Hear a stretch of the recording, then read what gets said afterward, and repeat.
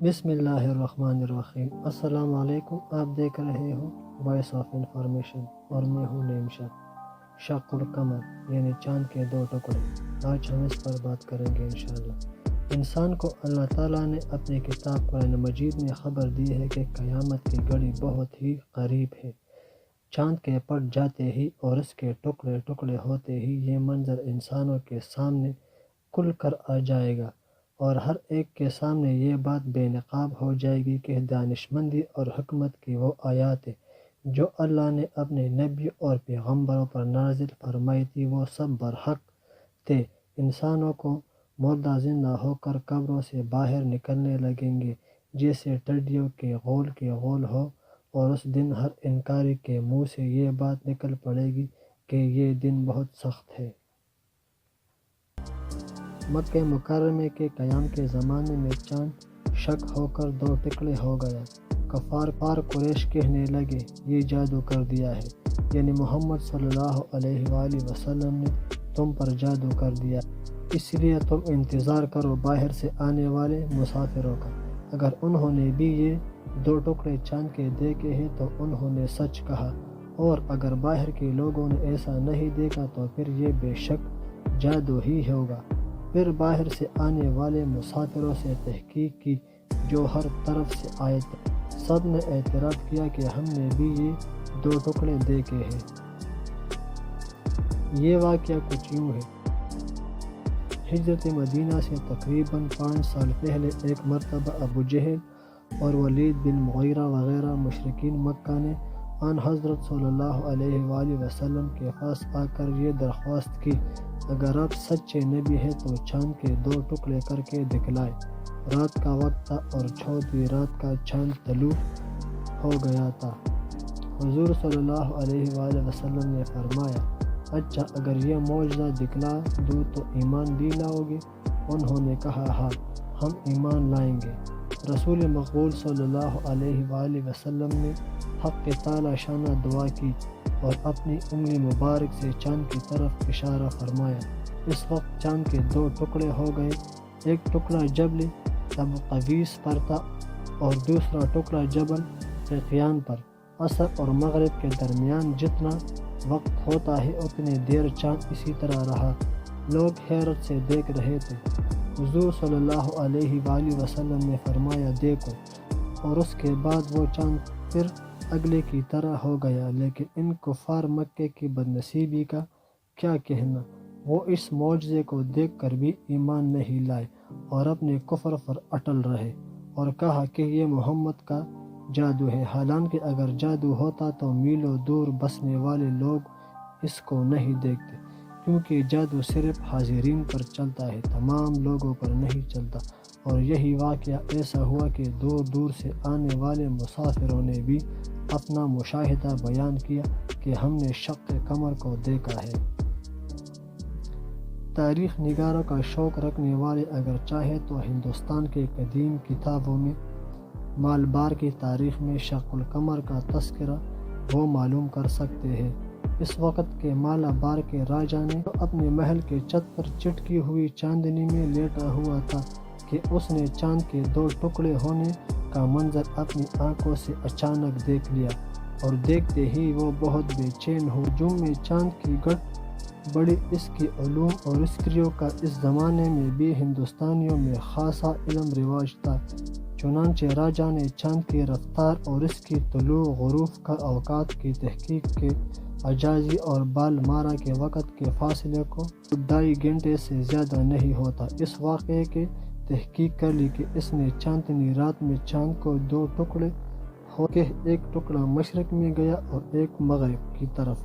یہ دلیل ہے کہ اللہ کے آخری نبی محمد صلی اللہ علیہ وآلہ وسلم دنیا میں تشریف لا چکے ہیں، اور آپ کے پیغام کو نہ ماننے والے مکے کے لوگوں نے چاند کے دو ٹکڑے کرنے کا معجزہ طلب کیا۔ صاحب قرآن محمد صلی اللہ علیہ وآلہ وسلم نے اللہ کے حکم سے اپنے چاند کی طرف اشارہ کیا اور وہ دو ٹکڑے ہو گئے۔ اس واقعے کی تحقیق کے بعد مالبار کا راجہ، جس کا نام تاریخ میں مختلف تلفظ کے ساتھ آیا، رسول اللہ صلی اللہ علیہ وآلہ وسلم اور قرآن مجید پر ایمان لے آیا۔ آج بھی جو مالبار کے علاقے میں ایمان کی بہار، نورانیت اور اہل ایمان کی زبردست تعداد ہے، وہ اس بات کی بین دلیل ہے کہ مالبار کے راجا نے شق القمر کا معجزہ خود اپنی آنکھوں سے دیکھا اور اس کی تحقیق پر وہ ایمان بھی لے آیا، اور الحمدللہ مالبار کی دھرتی ایمان سے مالا مال ہو گئی۔ ایک اور دلچسپ بات یہ بھی ہے کہ موجودہ دور میں انسان چاند پر چلا گیا ہے اور قریب سے اس کی لاکھوں لاکھ تصاویریں لے آیا ہے۔ وہ بھی گواہی دے رہا ہے کہ چاند میں اچھی خاصی مکمل دراڑ ہے کہ اس کے کبھی نہ کبھی 2 ٹکڑے ہوئے ہوں گے۔ اس دلیل کو آنکھوں دیکھی حقیقت کی طرح ہماری سائنسدان بھی بیان کرنے لگی ہے۔ 20ویں صدی کے نصف آخر میں چند امریکی خلا باز مائیکل کالنز، لینڈرین اور نیل آرمسٹرانگ چاند پر اترے۔ واپسی کے بعد نیل آرمسٹرانگ نے چاند پر قیام کے بارے میں اپنے مشاہدات بیان کرتے ہوئے پوری شوق سے کہا کہ انہوں نے چاند پر ایک ایسی دراڑ یعنی شگاف دیکھی جو نگاہ کے حد سے بھی آگے چلی جاتی ہے۔ ان کے پاس بیان کے بعد ماہرین سائنس نے یہ معلوم کرنے کے لیے کہ یہ شگاف کب کا ہے بڑے کاوشوں اور کوششیں کیے، کمپیوٹر استعمال کیا، بالآخر بڑے غور و فکر کے بعد وہ اس نتیجے پر پہنچے کہ یہ شگاف آج سے 1400 سال پہلے کا ہے۔ الحمدللہ ماہرین سائنس کی بیان کردہ یہ تاریخ القمر کی اسلامی تاریخ سے مطابق ہے، اور اس شگاف کو دیکھ کر نیل آرمسٹرانگ بے حد متاثر ہوئے۔ ان کو رسول برحق صلی اللہ علیہ وآلہ وسلم کی رسالت کی حقانیت پر یقین کامل ہو گیا اور وہ مسلمان ہو گئے۔ دیکھیں سینکڑوں سال بعد ایک غیر مسلم خلا باز جو بعد میں مسلمان ہو گئے کے بیان سے خاتم الانبیاء حضرت محمد صلی اللہ علیہ وآلہ وسلم کے معجزہ شق القمر کسی خوبی اور وضاحت کے ساتھ تائید ہو رہی ہے۔ سائنسی دنیا کے معروف ترین شخصیت نیل آرمسٹرانگ کا یہ اعلان اور بیان ان نام نہاد عقلمند کے علام برداروں کے لیے بڑے دردسر بن گیا جو اس معجزے کے منکر اور اس کا مذاق اڑانے والے ہیں۔ امریکہ کے اپولو نمبر 15 کی پرواز قمری کی منصوبہ بندی کرنے والے ادارے طبقاتی عارضی و اجرامی فلکی واشنگٹن کے ریسرچ سینٹر میں ایک مصری سائنسدان ڈاکٹر فاروق الباس کام کرتے رہے ہیں۔ وہ بھارت میں انڈین اسپیس ریسرچ سینٹر کے خصوصی اجلاسوں میں شرکت کے لیے آئے تھے۔ دلی کے اخبار الجامعۃ نے ڈاکٹر موصوف کا بیان شائع کیا۔ انہوں نے اپنے اس بیان میں یہ انکشاف کیا ہے کہ انہوں نے وہاں آتے ہوئے کچھ دیر قاہرہ میں بھی قیام کیا اور صدر سادات سے ملاقات بھی ہوئی۔ ڈاکٹر فاروق نے صدر سادات کو مریخ کی وادی قاہرہ کا ایک ماڈل پیش کیا۔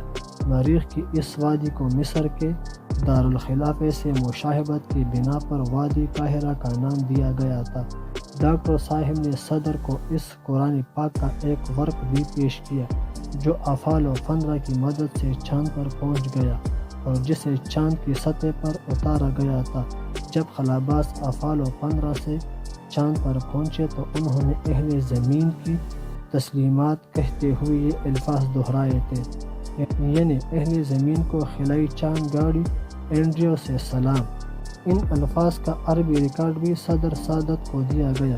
پھر چاند کی سطح سے لی گئی عرب ممالک کی ایک رنگین تصویر بھی پیش کی گئی۔ سب سے اہم شے جو ڈاکٹر فاروق الباز نے صدر سادات کو پیش کی وہ چاند کی ایک تصویر ہے جس میں وہ عظیم دراڑ دکھائی دیتی ہے جو چاند کی سطح پر پائی جاتی ہے اور جس کا نام سائنسدانوں نے عربی دراڑ رکھا ہے کیونکہ یہ معجزہ شق القمر سے تعلق رکھتی ہے۔ چاند کے دونوں ٹکڑے جب باہمی ملے تھے تو یہ دراڑیں نشان رہ گئے تھے۔ مصر کے صدر سادات نے یہ سب اشیاء مصری سائنس ریسرچ سینٹر کے شعبہ خلاباز میں رکھنے کے لیے دے دیے ہیں۔ ایک مسلمان کے لیے اس سے زیادہ خوشی کی بات اور کیا ہو سکتی ہے کہ وہ دور جدید میں قرآنی معجزے کی تصدیق ظہور میں آئے، اور ان لوگوں کو اسلام کے متعلق شکوک شبہات چھوڑ کر حقائق پر ایمان لے آنا چاہیے۔ اس سے پہلے اگر آپ دوستوں نے میرے چینل کو سبسکرائب نہیں کیا ہے تو پلیز چینل کو سبسکرائب کریں اور بیل کے آئیکن کو ضرور پریس کریں کیونکہ اس طرح کے قرآنی سائنسی